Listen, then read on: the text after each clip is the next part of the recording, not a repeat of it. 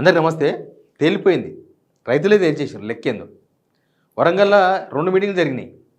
ఒకటి బీఆర్ఎస్ వాళ్ళు ఒక సభ పెట్టినారు. తర్వాత గవర్నమెంట్ నిన్న నుంచి నడిపిస్తుంది ఒక సభను, రైతు సమ్మేళనం అని. వీళ్ళేమో రైతు సంగ్రామం అని నడిపించారు. ఏం చేయలే, జస్ట్ కేటీఆర్ పోయింది దానికి, ఏం అడగలే ఆయన. అంతకుముందు వీళ్ళు ఏం చెప్పినారో ఆ వీడియోలు చూపించి అడిగిండు, మీరే కదా మాట్లాడింది, ఇప్పుడు ఏమైంది అని. మీటింగ్ పోటీ సభలు పెట్టడం మ్యాటర్ కాదు. పెడితే గవర్నమెంట్ పెట్టినప్పుడు దాన్ని చూపించుకునే దమ్ము కూడా ఉండాలి. ఎవ్వరు జనం లేరు. కాంగ్రెస్ సమ్మేళనం పెడితే దిక్కులేదు, దివాన్ లేదు, ఎవరు మినిస్టర్ కూడా పోలే ఆడికి. నేను ఒక పొంగులేటి శ్రీనివాసరెడ్డి పోయి ఇచ్చాడు. 2 సభలు ఎట్లా జరిగినాయో చెప్తాను నేను మీకు. దాంతోపాటు అసలు ఏం జరిగింది అనేది ఇంపార్టెంట్. కాంగ్రెస్ను వీడియోలు చూపించి ఉతికారేసారు. అంటే వీళ్ళు మోసం మన జనాలకి అంత ఈజీగా అర్థం కాదు కదా, ప్రాక్టికల్గా చూపించారు. అంతకుముందు వీళ్ళు ఏం చెప్పిండ్రు, ఇప్పుడు ఏం జరుగుతుంది, రైతులు ఎన్ని సమస్యలు ఉన్నారు, పంటల కొనుగోలు లేవు, రుణమాఫీ సగం సగమే, రైతు భరోసా సగం సగమే, రైతు బీమా ఎత్తేసారు మొత్తానికి మొత్తం. అసలు వరంగల్ డిక్లరేషన్, రైతు డిక్లరేషన్తో జనాలకు చెప్పింది ఏంది, చేసింది ఏందో ఈ వీడియోలో చూద్దాం మనం. ముందు సబ్స్క్రైబ్ చేయండి, షేర్ కూడా చేయండి. బీఆర్ఎస్ వర్సెస్ గవర్నమెంట్, రైతులు తేల్చేశారా? ఇంకో ఇది బీఆర్ఎస్ సభ. మీరు జనాలను చూడండి ఇక్కడ, అంతే, ఓన్లీ జనాలు, రైతులు.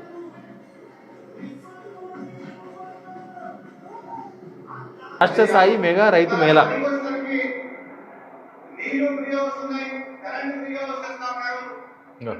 జనాలు ఎవరు పోయినరు? రైతు కమిషన్ చైర్మన్, రకరకాల వాళ్ళ పార్టీ వాళ్ళు, ప్రభుత్వంలో ఉన్న రైతు వింగులు అన్నీ కలిసి అందరు కలిసిపోయింది. పోతే గవర్నమెంట్ పెట్టిన రైతు మేళా సభలో ఉన్న రైతులు వీళ్ళు, వాళ్ళు పెట్టిన సభలో ఉన్నది వాళ్ళు రైతులు. ఏమర్థమైంది దీనివల్ల? ఒకవేళ రైతులు కనుక ఈ ప్రభుత్వంలో హ్యాపీగా ఉంటే ఖచ్చితంగా ఈ చర్యలు మొత్తం నిండేది. వీళ్ళు అంటారు కదా, రైతు ప్రభుత్వం మాది, నేనే రైతు బిడ్డ అని రేవంత్ రెడ్డి చెప్తాడు అప్పుడు. ఆయన ఒకవేళ రైతు బిడ్డ అని రైతులు నమ్మి ఉండింటే ఇక్కడ కుర్చీలు మొత్తం నిండిపోయేది. ఈ గవర్నమెంట్ పైన రైతులు సంతృప్తికరంగా ఉంటే ఈ మీటింగ్ ఇట్లా జరిగేది కాదు, ఇంకోలాగా జరిగేది. ఒకవేళ గవర్నమెంట్ మీద జనం రైతులు సంతృప్తికరంగా ఉంటే ఈ సభ ఇట్లా జరగదు, అట్లా జరగాలి. ఇంతకుముందు చూపించలే కాంగ్రెస్ ఖాళీ కుర్చీలతో, ఆ ఖాళీ కుర్చీలతో ఉన్నట్టుగా ఇది ఉండాలి.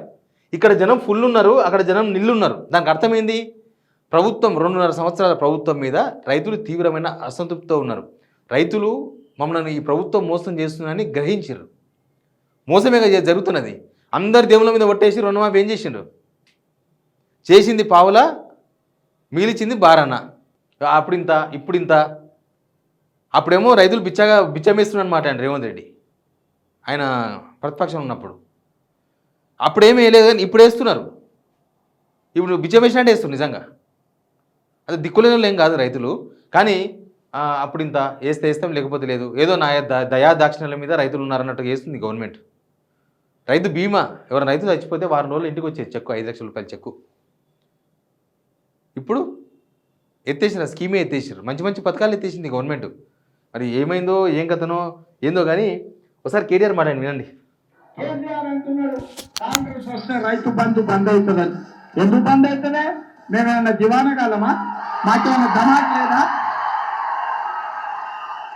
అడుగుదాం ఒకసారి. మరి రైతు బంధు ఆపిన దివానగాడు ఎవడు? మరి ఇప్పుడు అన్నాడు కదా ఆయన, దివానగాళ్ళమా మేము బంద్ చేస్తామా అన్నాడు. నేను అడుగుతున్నా ఇయ్యాల, అరే హౌలా, అరే దివానా, ఎందుకు బంధు పెట్టినవరా రైతు బంధు? నీ అయ్య సొమ్మ, నీ అప్ప సొత్తా? మీరు సమాధానం చెప్పాలి. ఇవాళ 3 సార్లు రైతు బంధు కొట్టిన దివానాగాడు ఎవడు? వినబడతలేదు తమ్మి. రైతు బీమాను పొందబెట్టిన హౌలాగాడు ఎవడు?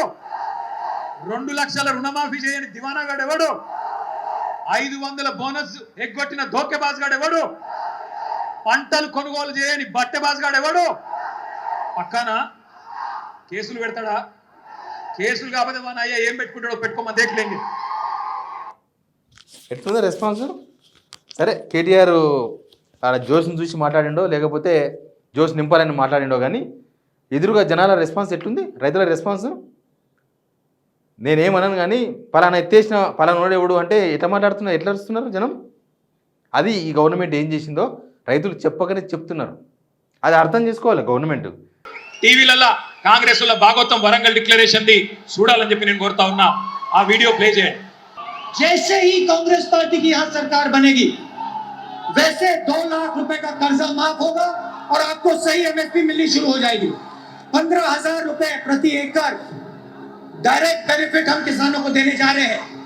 ये सिर्फ एक डिक्लेरेशन नहीं है, ये किसानों के लिए कांग्रेस पार्टी की गारंटी है। పండించిన వరి పంటకి కనీస మద్దతు ధర అదనంగా బోనస్ ప్రకటించి 2,500 రూపాయల వరకు క్వింటల్ కి వరి ధాన్యం కొనుగోలు చేస్తాం. కాంగ్రెస్ పార్టీ అధికారంలోకి వచ్చిన తక్షణమే రైతులకు ఏకకాలంలో 2 లక్షల రుణమాఫీ చేస్తాం. రెండవ డిక్లరేషన్ ఇందిరమ్మ రైతు భరోసా పథకం తెచ్చి భూమి కలిగిన రైతులకు, కౌలు రైతులకు ప్రతి ఎకరాకు ఏడాదికి 15,000 రూపాయల పెట్టుబడి సాయం అందిస్తాం. ఎలక్షన్స్ ముందర వాళ్ళు సినిమా చూపించారు, ఇప్పుడు వాళ్ళ సినిమాను వీళ్ళు చూపిస్తున్నారు. రాహుల్ గాంధీ ఇజ్జత్ తీసిర్రు. సేమ్ డేట్ మళ్ళా ఇంకో May 6, 2022. ఇక ఇది చూపించింది ఎప్పుడు 2026 సేమ్ May 6. అంటే కరెక్ట్గా 4 సంవత్సరాలు అయింది. రేవంత్ రెడ్డి, శ్రీధర్ బాబు ఇంకా ఎవరెవరు అందరు మాట్లాడినరు.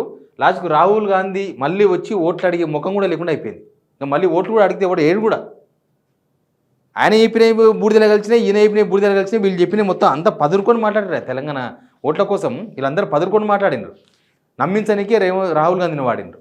ఇప్పుడు ఏమర్థమైంది? ఇప్పుడు చూసిందా? ఇవి చూసి జనం, తెలంగాణ జనం మర్చిపోతారని రేవంత్ రెడ్డి అనుకుంటుండ్రు. కానీ వీళ్ళు మర్చిపోనిస్తే లేరు. ఇట్లాంటి వీడియోలు ఇంకా ఎక్కడెక్కడ ప్లే చేస్తారో ఇప్పుడే ప్లే చేశారంటే ఎలక్షన్స్ నాటికి ఇట్లాంటివి ఇంకా సినిమాలు తయారవుతాయి అనుకుంటా. ఈ వ్యక్తిగత చూసిన దిగే బదులు కేటీఆర్ ఒక సవాల్ వేసిరండు. ఏ ఒక్క ఊర్లో కానీ 100% రుణమాఫీ అయినట్లు నిరూపిస్తే రాజకీయాలకు గుడ్ బై, అంటే రాజకీయాలకు వెళ్ళి తప్పుకుంటా అన్నాడు. ఇంతకన్నా ఆఫర్, బెటర్ ఆఫర్ కూడా రాదు రేవంత్ రెడ్డికి. కానీ ఆయన ఏ ఒక్క ఊర్లో 30% మించి రుణమాఫీ చేయలేదు. ఇప్పుడు ఏమైంది? కేటీఆర్ విమర్శన చేయలే.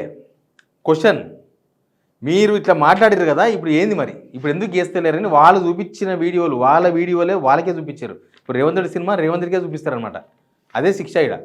తెలంగాణ ప్రజలు మోసం చేస్తే అట్లే ఉంటుంది. ఇంకా దీని మీద ఆల్రెడీ ఎవరు అద్దంకి దయాకరు, పిసిసి చీఫ్ మహేష్ కుమార్ గౌడ్, నువ్వు రాహుల్ గాంధీ మీద ఎట్లా మాట్లాడతావు? రాహుల్ గాంధీ కాలి గోటికి సరిపో. అసలు ఈయన అడిగిన, ఈ సభలో అడిగిన ప్రశ్నలకు సమాధానం చెప్పేవాడు ఎవడు ఉన్నాడా? ఇప్పుడు ఆయన ఎవరు? అగ్రికల్చర్ మినిస్టర్ ఏడ తిరుగుతుండో ఏమో తెలియదు. రేవంత్ రెడ్డి చలో ఢిల్లీ 70సారి ఢిల్లీకి పోయిండు.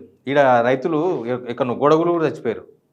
తర్వాత రైతుల ఎట్లయితున్నాయి? రైతుల పండించిన ధాన్యం అంతా సాయంత్రం పూట అకాల వర్షాలు ఇస్తే కొట్టుకుపోతున్నాయి. కాంట వేస్తూ లేడు. మిల్లర్లు బుద్ధి ఉన్నట్టు 4 కిలోలు 5 కిలోలు తరిగేస్తున్నారు. వాళ్ళకు బయట అమ్ముకుంటే ఎంఎస్పీ వస్తలేదు. మక్కలు కొనాలో లేదో గవర్నమెంట్కే తెలియదు. ఎంత కనిపిస్తుందో మనకు? ఆ ప్రెస్ మీట్ పెట్టి మేము 8,000 కొనుగోలు సెంటర్లు పెట్టామంటారు. అది ఎక్కడ ఎఫెక్టివ్గా కనిపిస్తుందా? రోడ్ల మీద పోతే, ఊర్లోకి పోతే రోడ్ల మీద ఏడ చూసినా వడ్లే కనిపిస్తున్నాయి. ఈ ఎండకు వడదెబ్బకు చచ్చిపోతున్నారు రైతులు. ఇక పండించిన పంట కొనలేదు. కనీసం సమాధానం చెప్పే ఓపిక కూడా లేదు వీళ్ళకు. వ్యక్తిగతంగా విమర్శలు చేస్తున్నారు. కేటీఆర్ అడిగిందని ఆయన మీద పర్సనల్ అటాక్ చేస్తున్నారు. పర్సనల్ అటాక్ చేసినట్టే దానికి అర్థమైంది. మంచిర్యాల జిల్లా లక్షెట్టిపేట మండలంలో రాత్రి ఈదురుగాలు, అకాల వర్షము, కొనుగోలు సెంటర్ల కొనుగోలుకు తీసుకుపోయిన ఒడ్లు వానకు దర్శిపోదేమో అని దాని మీద బట్టగా పనికి పోయి గోడగులు చచ్చిపోయారు 4. ఇంకా 4 రైతులు చచ్చిపోయారు. ఇవేమి పట్టవు వీళ్ళని ఎవరు అడగొద్దు, ప్రశ్న అడగొద్దు. వీళ్ళు చూపించిన వీడియోలు వీళ్ళకి చూడనికినే వీళ్ళకి ఇప్పుడు బోర్ కొడుతుంది. కాబట్టి వ్యక్తిగత విమర్శలు దేనికి? వీలైతే సమాధానం చెప్పండి. కేటీఆర్కి సమాధానం చెప్పకండి, రైతులకు సమాధానం చెప్పండి. ప్రధాన ప్రతిపక్షం అడుగుతుంది, వాళ్ళు రైతుల తరఫున మాట్లాడతారు. ఆ మాట్లాడితే కూడా వీళ్ళకు ఓపగా అంతలేరు. రైతులకు సమాధానం చెప్పండి, ప్రధాన ప్రతిపక్షం పక్కన పెట్టండి. రైతులను నమ్మించి ఓట్లు ఇప్పించుకున్నారు కదా, ఇప్పుడు గొంతుకొస్తే ఎట్లా? ఖచ్చితంగా ప్రభుత్వం సమాధానం చెప్పాలి. ఏ సీజన్ అయిపోతుంది, వాళ్ళే అమ్ముకుంటారు, వాళ్ళే ఏటవాడు వస్తారంటే కాదు. టైం వస్తుంది, టైం దొరుకుతుంది, వాళ్ళు కూడా నాడు వస్తుంది. మీరు ఇట్లా ప్రశ్నలకు సమాధానం చెప్పకుండా వ్యక్తిగత దూషణలు దిగుతున్నారంటే ప్రభుత్వం ఏం చేయనట్టే. మీ దగ్గర సరుకులే చెప్పనీకి. ప్రభుత్వం ఏం చేయలేదు కాబట్టి మీరు వ్యక్తిగత దారులకు దిగుతున్నారు, వ్యక్తిగతంగా మాట్లాడుతున్నారు. రైతులకు సమాధానం చెప్పండి ఫస్ట్. Please subscribe.